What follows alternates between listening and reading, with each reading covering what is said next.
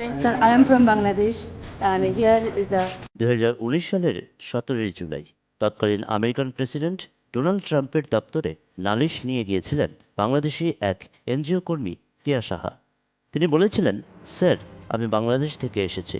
সেখানকার 3,70,00,000 সংখ্যালঘু হিন্দু, বৌদ্ধ ও খ্রিস্টান নিখোঁজ হয়ে গেছে। এ কথা শুনে ডোনাল্ড ট্রাম্প বলেছিলেন, বাংলাদেশটা আসলে কোথায়? এরপর অনেক জল গড়িয়েছে। ট্রাম্পের ক্ষমতার পালাবদল ঘটেছে। 4 বছর অতিক্রান্ত হয়ে আবারও অনুষ্ঠিত হতে যাচ্ছে যুক্তরাষ্ট্রের প্রেসিডেন্ট নির্বাচন। এই নির্বাচনের সময় আর মাত্র 2 দিন। এর মধ্যেই একসময় বাংলাদেশকে চিনতে না পারা আমেরিকার শক্তিশালী প্রেসিডেন্ট প্রার্থী ডোনাল্ড ট্রাম্প হঠাৎ করেই মন্তব্য করলেন বাংলাদেশ নিয়ে। my request is please help us. We don't want to leave our. তার ভাষ্যে, বাংলাদেশে হিন্দু, খ্রিস্টান ও অন্যান্য সংখ্যালঘুদের ওপর বর্বরচিত সহিংসতা হচ্ছে। তিনি এর তীব্র নিন্দা জানাচ্ছেন। বাংলাদেশে দলবদ্ধভাবে হিন্দুদের উপর হামলা ও লুটপাট চালানো হচ্ছে। এমনকি এদেশ এখন পুরোপুরিভাবে একটি বিশৃঙ্খল অবস্থার মধ্যে রয়েছে। গত 31শে অক্টোবর এক এক্স পোস্টে রিপাবলিকান পার্টির প্রেসিডেন্ট প্রার্থী ট্রাম্প এসব কথা বলেন।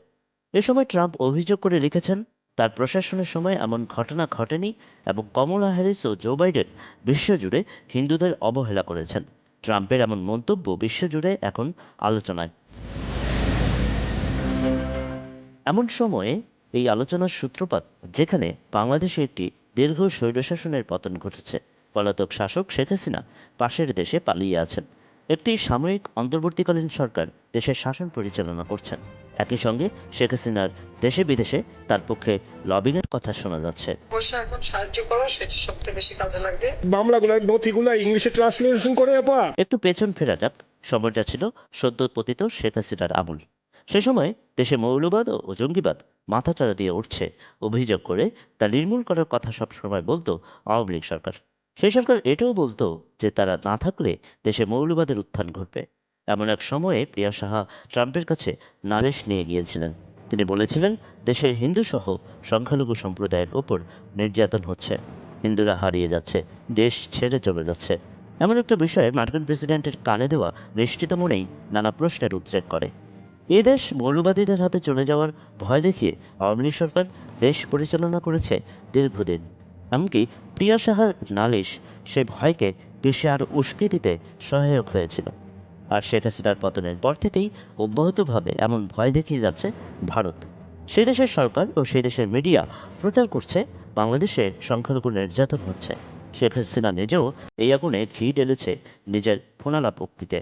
এমনকি তাকে এ বিষয়ে আন্তর্জাতিক লবিংয়েরও নির্দেশনা দিতে দেখা যায়। এ নিয়ে তার একাধিক ফোনালাপও ফাঁস হয়েছে। আমি এমনি তৃণমূলের নেতা কর্মীদের সাথে কথা হচ্ছে। প্রিয়া সাহার নালিশ, দীর্ঘদিন থেকে চলে আসা শেখ হাসিনার অব্যাহত ভয় দেখানো, বর্তমান লবিং আর সেই সূত্রে ট্রাম্পের সাম্প্রতিক মন্তব্য একই সূত্রে গাঁথা, এমনটা বিশ্লেষকরা মনে করছেন। তারা বলছেন, এমন সময়ে ট্রাম্পের এই মন্তব্য হালকা করে নেওয়ার সুযোগ নেই। এমন মন্তব্য পতিতদের লবিংয়ে অংশ বলে মনে করছেন তারা।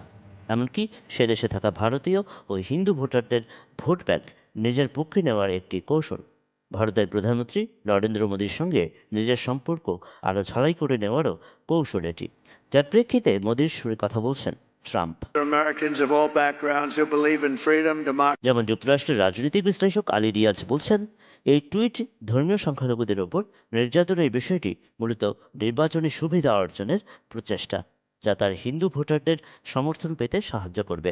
এছাড়া ভারতের প্রধানমন্ত্রী নরেন্দ্র মোদীর সাথে ট্রাম্পের ঘনিষ্ঠ সম্পর্ক আগে থেকেই আলোচিত, যা নির্বাচনকালীন সময়ে আরও দৃঢ় করার ইঙ্গিত দিচ্ছে।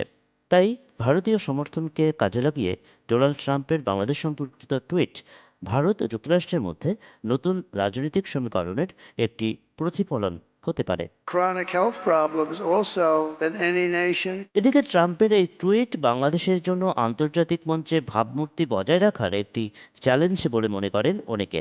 তারা বলছেন, বাংলাদেশের উচিত আন্তর্জাতিক মহলে নিজের অবস্থান সুস্পষ্টভাবে তুলে ধরা, যাতে ভুল তথ্যের প্রচারণা প্রতিহত করা যায় এবং দেশের অভ্যন্তরীণ পরিস্থিতি সম্পর্কে সঠিক চিত্র বিশ্ববাসীর সামনে আসে।